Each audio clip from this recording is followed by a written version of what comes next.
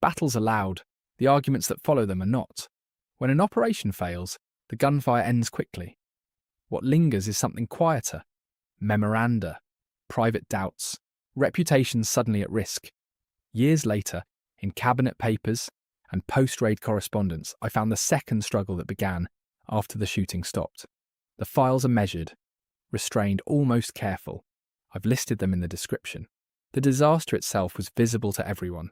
What wasn't visible was the effort to decide what it meant, and who would carry the weight of it. Here is that story. August 19th, 1942.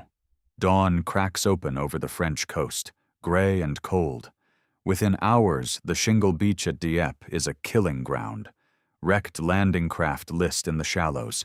Canadian soldiers lie in the surf, on the stones, in the smoke. Back in London, one question hovers over every desk, every telephone, every closed door in Whitehall. Who allowed this to happen? And more dangerous still, who would be made to answer for it? This is the story of the men who died, the men who planned it, and the one man who made sure the truth never fully reached the page. By the summer of 1942, Britain had been at war for nearly 3 years, and victory was nowhere in sight. The miracle at Dunkirk, 2 years earlier, had saved the army but not the nation's pride. The troops had been pulled off the beaches of France with barely more than the clothes on their backs, and since then, the British Isles had become a kind of fortress in reverse. Not projecting power, absorbing it, enduring it, waiting. The Blitz had scarred London.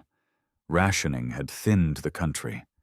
And now, in the East, the war had shifted to a scale that made everything in Western Europe feel secondary. The Soviet Union was bleeding. German armies had driven deep into Russian territory, and by mid-1942, the struggle around Stalingrad was becoming the defining battle of the entire conflict. Stalin was furious. He wanted a second front, not next year, not eventually. Now. Every meeting between Soviet and British diplomats carried the same demand: open a Western front, force the Germans to divide their strength. Do something. The Americans, newly in the war since Pearl Harbor, were pressing hard as well. Their generals wanted to hit the continent directly, cross the Channel, land in France, the sooner the better. They did not share Churchill's caution about premature invasion, and the pressure from Washington was relentless. Churchill understood the danger of acting too soon. He had seen what happened when underprepared forces met German defenders, but he also understood the danger of doing nothing. Britain needed to demonstrate commitment. The public needed to see action. The alliance needed a gesture, however imperfect. Into this gap stepped Combined Operations Headquarters. Its purpose was to develop raiding capability, train amphibious forces, and prepare the techniques that would one day be needed for the full liberation of Europe. And at its head, since late 1941, stood Lord Louis Mountbatten. Mountbatten was young for such a post. A member of the royal family, charismatic and ambitious, he had been elevated by Churchill himself. He had commanded destroyers early in the war. He had lost ships. He had survived. He had impressed the Prime Minister with his energy and his willingness to act. Churchill had pushed him into combined operations with a directive to press forward, to increase the tempo and scale of raids against the occupied coast of Europe. The appointment raised eyebrows. Mountbatten had been given the acting ranks of Vice Admiral, Air Marshal, and Lieutenant General all at once. Senior officers who had spent decades earning their positions watched a man in his early 40s leapfrog above them. But Churchill wanted energy, not seniority. He wanted someone who would push. And Mountbatten was eager to push. The small raids had gone reasonably well. The attack on Saint-Nazaire in March 1942 had been spectacular. A destroyer packed with explosives rammed the dry dock and destroyed it. The operation had been costly in lives, but it had proven the concept. Combined operations had credibility. Mountbatten wanted more. What came next would not be a small raid. It would be something far larger, far more complex, and far more dangerous than anything combined operations had yet attempted. And the men who would pay for it, overwhelmingly, would be Canadian. If this history matters to you, like and subscribe so these stories are not lost. The plan that became Operation Jubilee did not begin as Jubilee at all. It began as Rudder. In the spring of 1942, Combined Operations Headquarters, under Mountbatten's direction, identified Dieppe as a suitable target. The French port town sat on the Channel coast, roughly 65 nautical miles from the English embarkation points. It was within range of fighter cover. It had a harbor. It had identifiable military targets. And it was, the planners believed, modestly defended. The stated objectives were straightforward: seize the port, hold it briefly, gather intelligence on German coastal defenses, destroy port infrastructure, radar installations, and any useful military equipment. Withdraw before the enemy could mount a major counterattack. It was to be a large-scale raid, not an invasion. A test, a proof of concept, a rehearsal of techniques that would matter enormously when the real cross-channel assault came, whenever that might be. The operation was built around the 2nd Canadian Infantry Division, commanded by Major General John Hamilton Roberts. The Canadians were a natural choice, at least on the surface. They had been in England for years. Many had arrived in 1939 or 1940. They had trained relentlessly, and they had barely fired a shot in anger, aside from the doomed defense of Hong Kong. There was political pressure from Ottawa. Canadian troops needed to be seen in action. The Canadian public expected it. The soldiers themselves were restless. The morale cost of inactivity was real and growing. When word of the planned raid reached senior Canadian commanders, they did not resist. They insisted on being included. Lieutenant General Harry Crerar, then acting commander of the Canadian Corps, pressed hard for Canadian involvement. He believed it was vital for the country's standing and for the confidence of his own troops. The Canadians were folded into the plan not reluctantly, but eagerly. The original concept for Rudder included paratrooper landings to neutralize the gun batteries on the cliffs flanking Dieppe. It included the possibility of heavy bomber support. It included a preliminary naval bombardment. Layer by layer, these supporting elements were stripped away. The paratroopers were replaced by commandos. The bomber support was canceled, partly because Air Marshal Arthur Harris was reluctant to divert his aircraft from the strategic bombing of German cities, and partly because of concerns about French civilian casualties. The naval bombardment was reduced to a handful of destroyers with modest guns, because the Admiralty refused to risk capital ships in waters where German aircraft could reach them. What remained was a plan that relied on surprise, speed, and the fighting spirit of the infantry. Training exercises took place along the Dorset coast, where the terrain bore some resemblance to the Dieppe area. The first rehearsal went badly. Units landed far off target. Tank landing craft arrived more than an hour late. A second exercise showed improvement, but still revealed defects. Intelligence on the actual defenses at Dieppe was thin. Analysts relied partly on tourist postcards and holiday photographs to assess the beach gradient. Rudder was scheduled for early July. The troops were loaded onto their transports. And then the weather turned.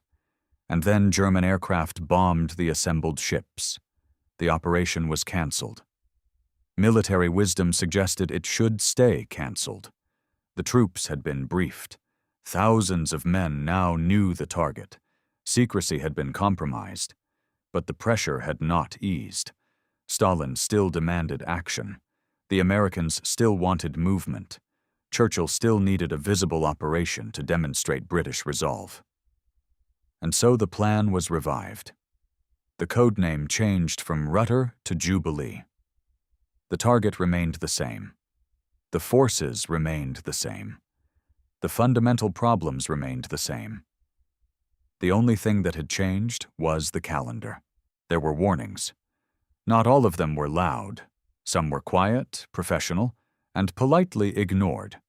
Admiral Sir Bertram Ramsay, who would later plan the naval component of D-Day itself, had grown increasingly concerned about the frequency and ambition of cross-channel raids.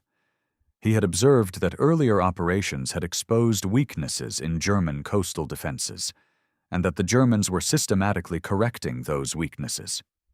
To continue raiding, he argued, was to court catastrophe. While Ramsay did not specifically mention Dieppe, his memo carried the weight of a man who understood the sea and understood the odds. It had no discernible effect on the planning.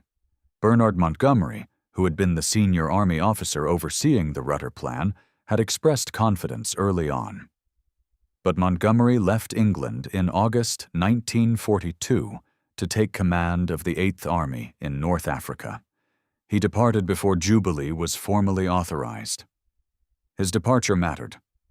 Montgomery had military stature. He also had the temperament to push back when he disagreed with a plan. With him gone, the chain of command ran directly from Mountbatten through the Canadian generals, Crérard and Roberts, men who were committed to the operation and reluctant to be seen as hesitant. The intelligence picture was troubling. British intelligence on the Dieppe area was extremely limited. The cliffs flanking the town concealed dug-in German gun positions that had not been detected by aerial reconnaissance. The beach was not sandy. It was made of loose, rounded stones called chert. These stones would prove devastating to tanks. No one seems to have adequately tested what would happen when armored vehicles tried to cross them. The planners assessed the beach by looking at snapshots taken by tourists. There were concerns about fire support. Mountbatten himself had requested that a battleship be committed to provide bombardment before the landings. The First Sea Lord refused. He would not risk a capital ship. What remained was a handful of Hunt-class destroyers, each carrying guns too small to suppress fortified positions on the cliffs. There would be no preliminary bombing. There would be no crushing naval barrage. The question of who formally authorized the revival of the operation, the transformation of Rudder into Jubilee, has never been satisfactorily answered. No written record of formal Chiefs of Staff approval has ever been found. Mountbatten and his staff later indicated that verbal approval was given, that Churchill was informed, that the Chiefs of Staff were aware. But the paper trail is conspicuously absent. Whether this was intentional or merely careless would become one of the enduring controversies of the war. Churchill himself had concerns. He had convened a conference in late June, before Rudder was cancelled, and had asked Mountbatten directly whether he could guarantee success. Mountbatten could not. Hughes Hallett, the naval planner, had assured Churchill that the Canadian troops would fight with ferocity. The chief of the Imperial General Staff, Sir Alan Brooke, lent his support. Churchill gave his conditional approval. But after Rudder was cancelled and the plan was revived as Jubilee, Churchill was already in Cairo. The vice chief of the Imperial General Staff, General Nye, later reported that he had no idea the operation was underway until reports began arriving from the battlefield. The machinery had moved forward. The doubts had been noted. The operation launched anyway. Momentum, in wartime, is its own kind of gravity. And in the summer of 1942, the gravity was pulling everyone toward Dieppe. The crossing began on the night of August 18, 1942. Nearly 6,000 men, roughly 80% of them Canadian, boarded approximately 250 small naval craft and slipped out of English ports into the darkness of the Channel. The plan called for landings at 5 points along a 16-kilometer stretch of coastline. 4 of these landings were to take place just before dawn, at flanking positions east and west of Dieppe. The main assault on the town itself would follow half an hour later. Timing was everything. The flanking attacks were supposed to suppress the German gun batteries on the cliffs. If those batteries were still firing when the main force hit the beach, the men in the landing craft would be exposed to enfilading fire from above. The night was calm. The channel was quiet. And then, shortly before dawn, disaster announced itself. On the eastern flank, the naval group carrying No. 3 Commando stumbled into a small German coastal convoy. Firefight erupted in the darkness. Star shells lit the sky. The element of surprise, on which the entire plan depended, was shattered. The German defenders along the coast were alerted, not to the precise location of the landings, perhaps, but to the presence of a large enemy force in the water. On the far west, No. 4 Commando achieved its objective. The battery at Varangeville was destroyed. It was the single clear success of the entire operation. Everywhere else, the morning unraveled. At Puys, on the eastern edge of Dieppe, the Royal Regiment of Canada came ashore late. The Germans were waiting. Machine guns opened fire from the cliffs above. The beach became a trap. Men who made it off the landing craft found themselves pinned against a seawall with no way forward and no way back. The losses were staggering. At the main beach, in front of the town itself, the Royal Hamilton Light Infantry and the Essex Scottish Regiment landed into a storm of fire. The cliffs on both sides were alive with German guns. The promenade was swept by machine gun and mortar fire. Smoke drifted across the beach in patches, offering momentary concealment and then dissolving, leaving men exposed. The Churchill tanks of the 14th Canadian Army Tank Regiment crawled onto the shingle. Some made it off the landing craft. Some did not. Those that reached the beach found that the loose, round stones jammed their tracks. Several tanks stalled. Others could not climb the seawall. A few broke through, only to find their path blocked by concrete obstacles. Not a single tank reached the town. Communications collapsed early. General Roberts, commanding from a headquarters ship offshore, could not see the beach through the smoke, and received fragmentary, often misleading reports. He committed his reserves, the Fusilier Mont-Royal, based on information that suggested the main beach had been partially secured. It had not. The reserves landed into the same killing ground. By mid-morning, the situation was beyond recovery. The withdrawal order came at 11 o'clock. But withdrawal was itself a catastrophe. Landing craft that tried to approach the beach were destroyed. Men who reached the waterline found no boats. Smoke and fire made coordination impossible. Those who could not be evacuated were left behind. By early afternoon, fewer than 10 hours after the first landings, it was over. The beach at Dieppe was littered with the wreckage of tanks, landing craft, and the bodies of men who had followed orders into a place from which there was no escape. The numbers arrived in London in fragments. First, estimates, then corrections, then the full, unbearable count. Of the nearly 5,000 Canadians who had embarked for the operation, only about 2,000 returned to England, and many of those who returned were wounded. 916 Canadians were killed. Nearly 2,000 more were taken prisoner. The total Canadian casualties exceeded 3,300. Added to these were some 300 British killed, wounded, and captured, and hundreds of naval casualties. In the air, the Allies suffered their worst single-day aircraft losses of the entire war, with over 100 planes shot down. The Germans, by contrast, lost fewer than 600 men. The ratio was devastating. The operation had achieved almost none of its stated objectives. The port had not been seized. The intelligence gathered was minimal. The infrastructure had not been destroyed. The only unqualified success was the commando action at Varengeville. In Canada, the news arrived slowly. The British Army's initial press releases did not mention the Canadian role prominently. It was several weeks before the full scale of the catastrophe became clear to the Canadian public. When it did, the shock was profound. The telegrams went out to families across the country, small towns in Ontario, Saskatchewan, Quebec, Manitoba, homes where a son or a husband or a brother had gone to England to fight and had not come back. The names accumulated, the grief spread, the questions followed. The men who had been captured faced a particular cruelty. Many spent more than 2.5 years in German prisoner-of-war camps. Some were subjected to shackling in reprisal for alleged Canadian mistreatment of German prisoners. As the war neared its end, many were forced on brutal winter marches as the Germans moved them away from advancing Allied forces. In Canada, regiments were shattered. Communities that had sent their young men to war together now mourned them together.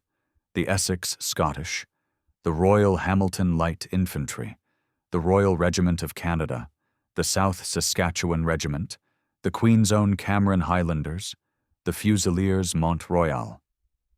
These were not abstract formations. They were neighborhoods.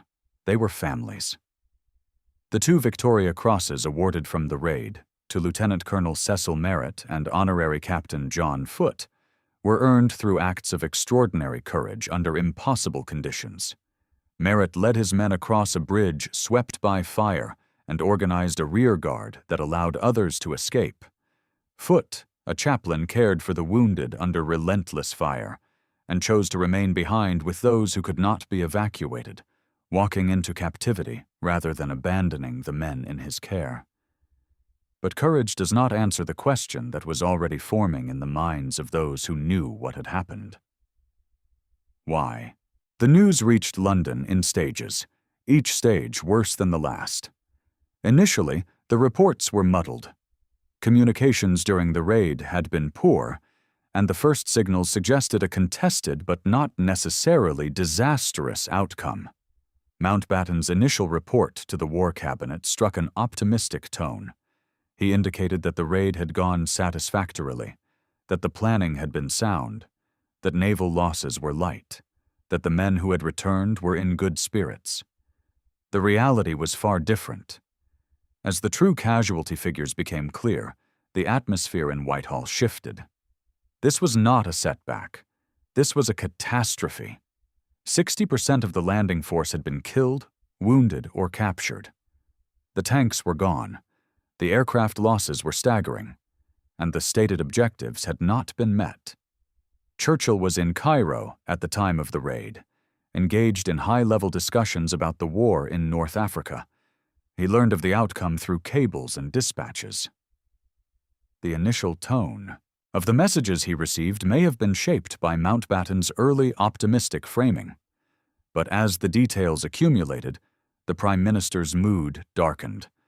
Churchill understood what this meant. He understood the political ramifications, the military implications, and the human cost. He also understood that someone would have to account for it, and that the accounting would be painful. Inside Downing Street and the War Office, a quiet but intense process began. Who had authorized the revival of the operation after Rutter was cancelled? Who bore responsibility for the intelligence failures? Who had approved the frontal assault without adequate fire support? These were not rhetorical questions. They were the kind of questions that ended careers.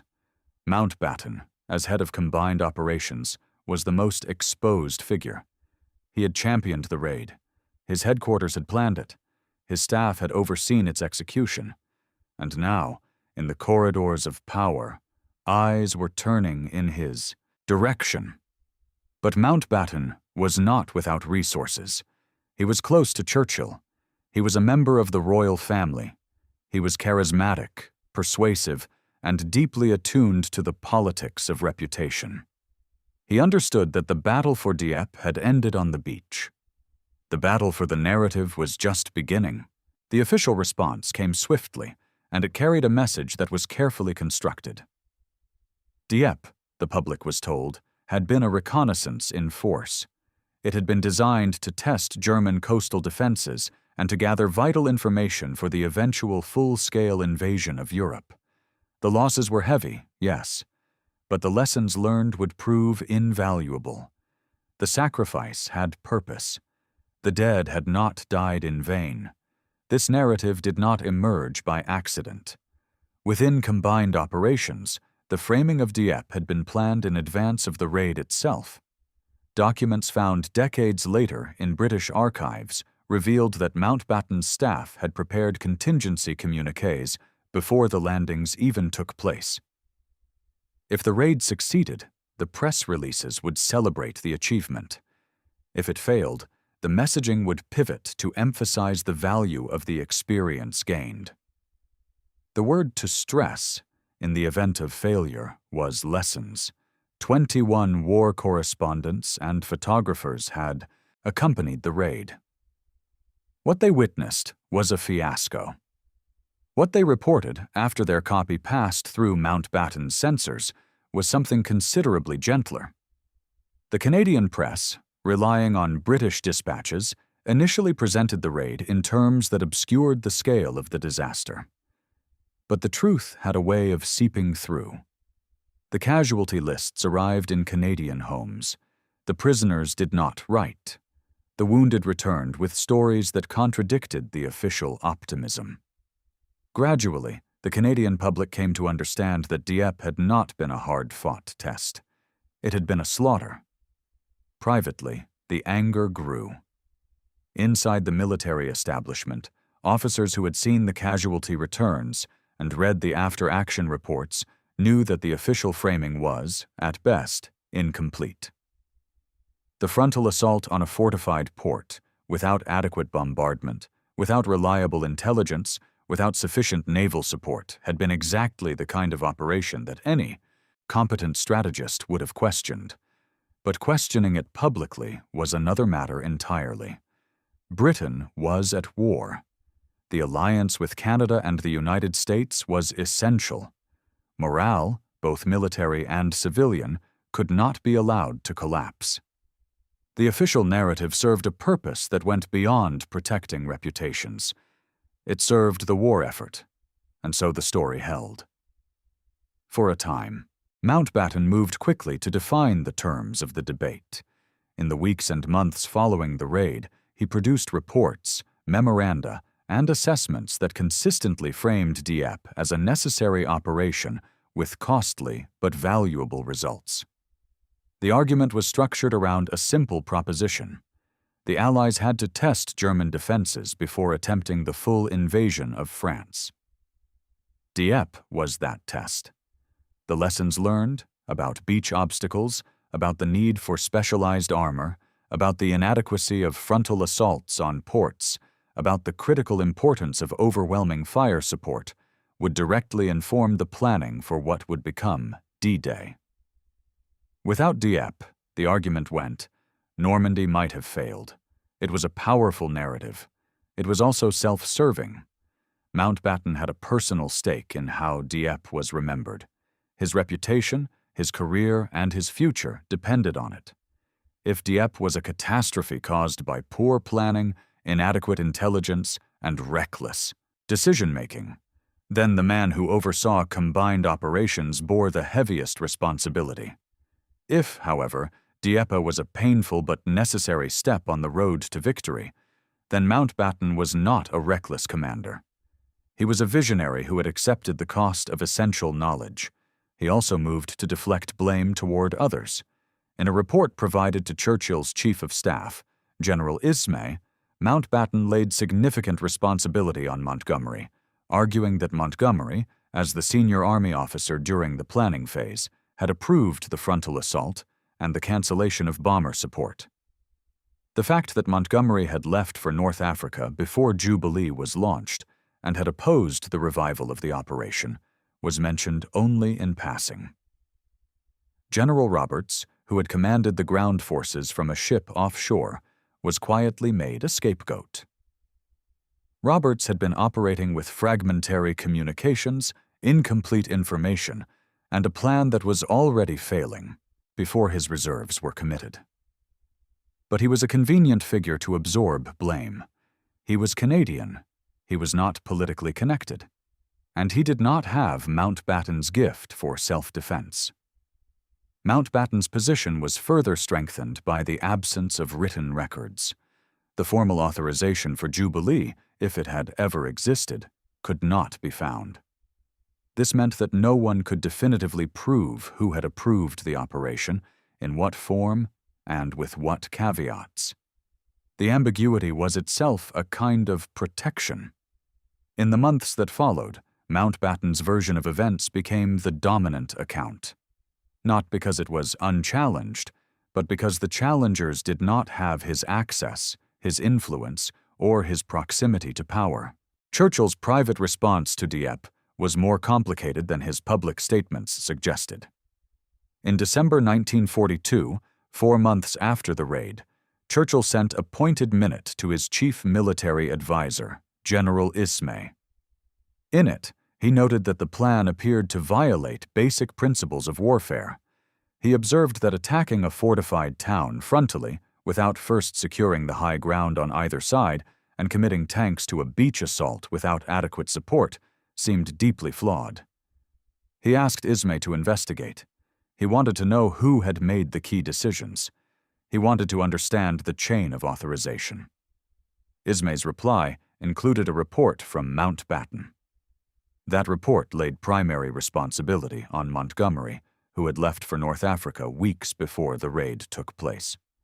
It absolved Mountbatten of the major planning failures.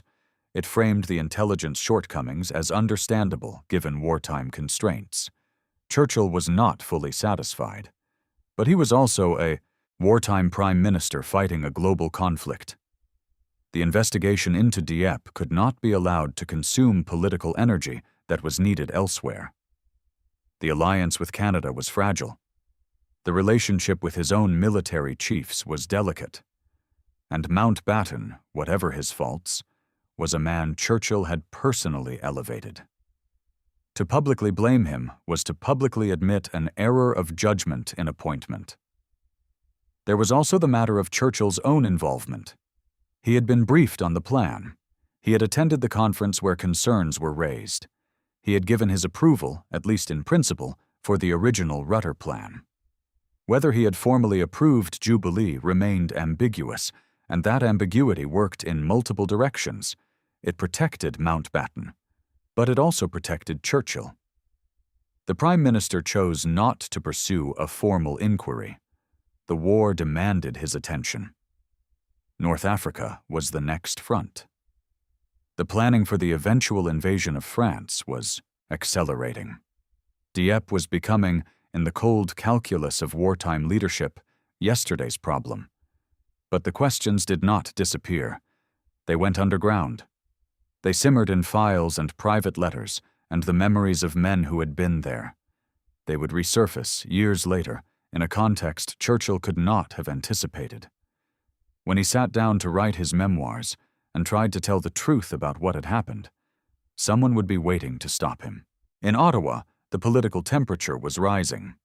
Canada had entered the war voluntarily, committing its forces to the British cause with a loyalty rooted in both empire and conviction.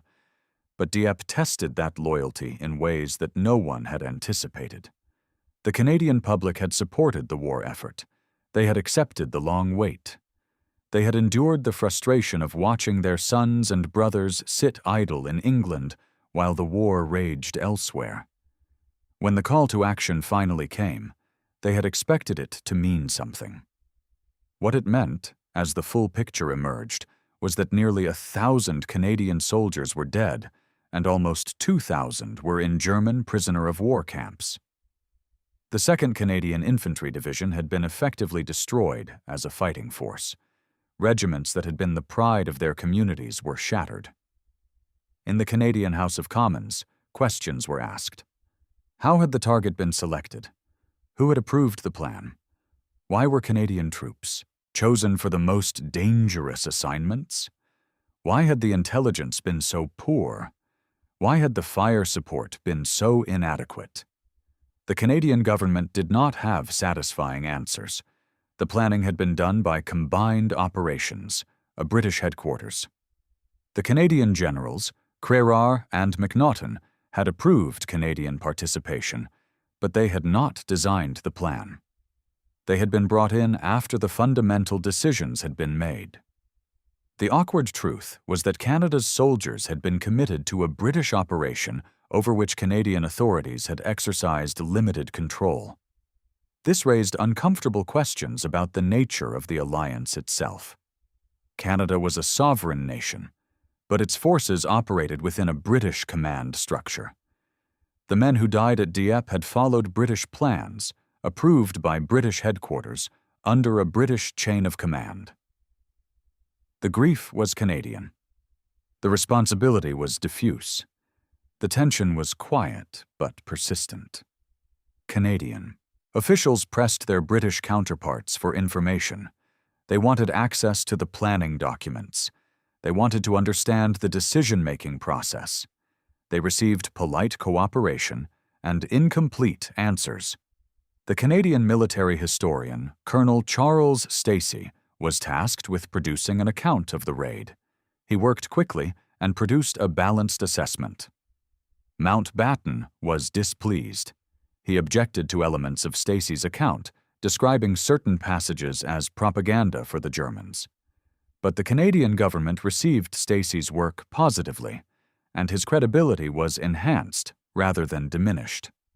In the years that followed, the Canadian memory of Dieppe would harden into something that differed sharply from the British narrative. For the British, Dieppe was a painful but instructive episode. For Canadians, it was a wound that never fully closed. The formal after-action process was thorough in its documentation and careful in its conclusions. Combined Operations produced a detailed report analyzing every phase of the raid. The failures were catalogued: the loss of surprise on the eastern flank, the inadequacy of fire support, the intelligence shortfalls regarding German strength and the nature of the beach, the communications breakdown, the difficulties with tank movement on the church stones, the absence of heavy bombardment. Each deficiency was noted, examined, and translated into a lesson for future operations. The report's tone was clinical. It did not assign personal blame. It did not name individuals who had made poor decisions. It treated the disaster as a systemic failure rather than a failure of leadership. This was deliberate. In the context of ongoing war, a report that pointed fingers would have fractured the command structure. The lessons were, by any measure, real. The Allies learned that capturing a major port in the first phase of an invasion was impractical. They learned that specialized armor, tanks adapted for beach obstacles, was essential. They learned that overwhelming fire support from naval vessels and aircraft was not optional, but critical. They learned that intelligence on enemy positions had to be specific, current, and verified. These insights would indeed influence the planning for Normandy. The decision to land on open beaches rather than attempt to seize a port directly. The development of the Mulberry artificial harbors. The creation of specialized armored vehicles, the so-called Hobart's funnies, designed to deal with beach obstacles. The integration of massive naval and aerial bombardment into the landing plan. But whether these lessons required the sacrifice of thousands of Canadian lives at Dieppe is a different question. Many of the principles that Dieppe supposedly taught were already understood. Preliminary bombardment was standard practice. The need for reliable intelligence was obvious. The risks of frontal assault on fortified positions were well established in military doctrine. The lessons learned narrative served an important function. It gave meaning to the losses. It transformed a disaster into a contribution. It allowed the dead to be honored as men whose sacrifice had informed the victory that followed. But it also served a more immediate function.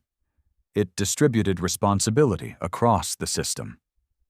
The failures were institutional, not personal. The blame was shared so broadly that no single figure had to bear it. And the man most closely associated with the operation, the head of combined operations, emerged not as the architect of a catastrophe, but as the leader of a learning experience. No public inquiry was held. No commanding officer was court-martialed. No career was formally ended because of Dieppe. The system absorbed the shock, processed the data, and moved on. After the war, Churchill sat down to write his account of the conflict. The result would be a 6-volume work titled The Second World War, published between 1948 and 1954. It would shape public understanding of the war for generations. It would win him the Nobel Prize for Literature. And it would become the arena for one last battle over Dieppe. Churchill employed a team of researchers and assistants he called his syndicate. They gathered documents, drafted chapters, and prepared the raw material that Churchill would then revise, sharpen, and stamp with his distinctive voice. The process was iterative. Chapters went through many drafts. Key passages were debated, revised, and debated again. When Churchill reached the Dieppe section, for the volume titled The Hinge of Fate, he asked General Ismay for a full explanation of what had happened. He wanted to know who was responsible for reauthorizing the raid after Rutter was cancelled. He wanted to understand the chain of command. Ismay could not find the answers.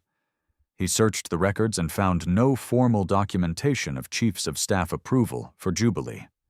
He surmised that for reasons of secrecy, nothing had been put in writing.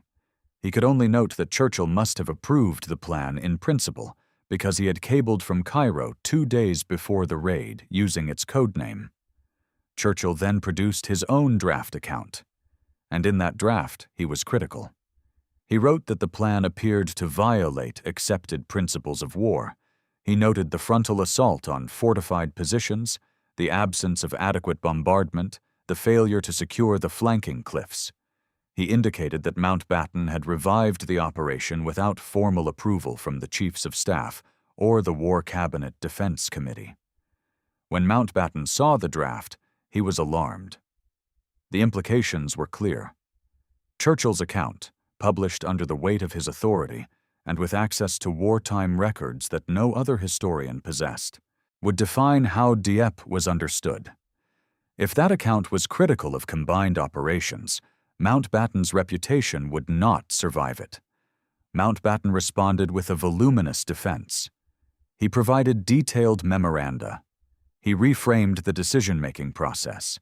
He shifted responsibility, and he pressed Churchill hard to revise the text. Ismay supported Mountbatten's objections on the grounds that his own memory of events was uncertain and the records were incomplete. Churchill, by now aging and absorbed in a dozen other political and literary projects, yielded. The critical passages were removed. The probing questions were replaced. What appeared in the published volume was, as historian David Reynolds later concluded, not Churchill's searching inquiry, but Mountbatten's self-serving answers. The published text acknowledged the cost. It spoke of casualties that might seem disproportionate to the results. But it concluded that Dieppe occupied its own place in the story of the war, and it did not name the failures or the men responsible for them. The truth had been drafted, and then it had been erased. The argument that Dieppe was a necessary sacrifice, that its failure made D-Day possible, became the central pillar of the official narrative. And it endured for decades. Mountbatten himself was its most persistent advocate. He maintained for the rest of his life that the lessons of Dieppe had been essential to the success of Normandy. He argued that without the painful experience of August 1942, the planners of June 1944 would not have understood the requirements of a successful amphibious assault. The cost, he insisted, had been justified by the result. This argument has a surface plausibility. The Normandy landings did incorporate many corrections that addressed Dieppe's failures. The Allies did land on open beaches rather than assault a port directly. They did develop artificial harbors. They did employ specialized armor. They did provide overwhelming naval and aerial bombardment. And some of these decisions were explicitly influenced by the Dieppe experience. But the deeper question is whether these lessons could have been learned without the carnage of August 19, 1942. Historians have been divided. Some accept the lessons learned framework, at least in part. They argue that the shock of Dieppe concentrated minds and forced changes that might otherwise have been delayed. Others are far more skeptical. They point out that many of the principles Dieppe supposedly taught were already established military doctrine. Preliminary bombardment was not a novel concept. The dangers of frontal assault were not a revelation. The need for reliable intelligence was not discovered on the beaches of Dieppe. Patrick Porteous, the only British soldier to receive the Victoria Cross from the raid, was blunt in his assessment. He rejected Mountbatten's claim that valuable lessons were learned at Dieppe. He believed the same knowledge could have been acquired through proper exercises. Other researchers have gone further. Some historians, after extensive study, have concluded that there was no direct link between the operational decisions at Dieppe and the planning for Normandy. The invasion of France would have unfolded as it did regardless of what happened at Dieppe, because the principles that guided it were rooted in broader military experience and doctrine, not in a single catastrophic raid. The question, then, is not whether lessons were learned. Some were. The question is whether the learning required the deaths of 900 Canadians and the captivity of nearly 2,000 more. Whether the cost was a necessary investment in future victory or an avoidable price paid for political urgency, flawed planning, and inadequate leadership. The answer a person gives to that question often depends less on the evidence than on what they need to believe about the nature of war. If sacrifice must have meaning, then Dieppe must have purpose. If purpose requires evidence, the evidence is ambiguous. And if ambiguity is uncomfortable, the official narrative provides the comfort of certainty. But certainty, in the case of Dieppe, was always a construction, not a discovery. Mountbatten's career did not end at Dieppe. It accelerated. In October 1943, a little over a year after the raid, Churchill appointed him Supreme Allied Commander of Southeast Asia Command. It was one of the most prestigious posts in the entire Allied war effort. Mountbatten established his headquarters in the Royal Palace at Kandy in Ceylon and oversaw operations that would recapture Burma from the Japanese. The appointment raised eyebrows among senior officers who considered him too young, too recently promoted, and too closely associated with the Dieppe disaster to merit such a command. But Mountbatten had qualities that Churchill valued. He was energetic, he was diplomatic, he worked well with the Americans, and he projected a confidence that inspired, even when the grounds for confidence were uncertain. After the war, his rise continued. He was appointed the last Viceroy of India, overseeing the transfer of power and the partition of the subcontinent in 1947. He served as First Sea Lord, the same position his father had held decades earlier. He became Chief of the Defense Staff, the highest military post in the United Kingdom. He was created Earl Mountbatten of Burma. Throughout this long and distinguished post-war career, Mountbatten remained vigilant about his reputation. He granted carefully managed interviews. He cooperated with sympathetic biographers.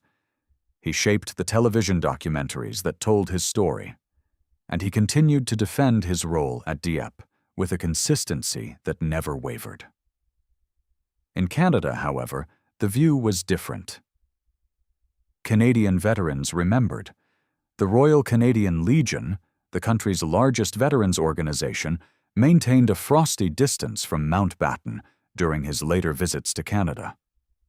The warmth that might have greeted a wartime ally was absent. In its place was a coolness that reflected decades of unresolved anger. The contrast was stark.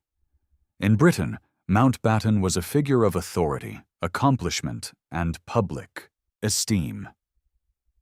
In Canada, he was the man whose name was inseparable from the worst single day in Canadian military history.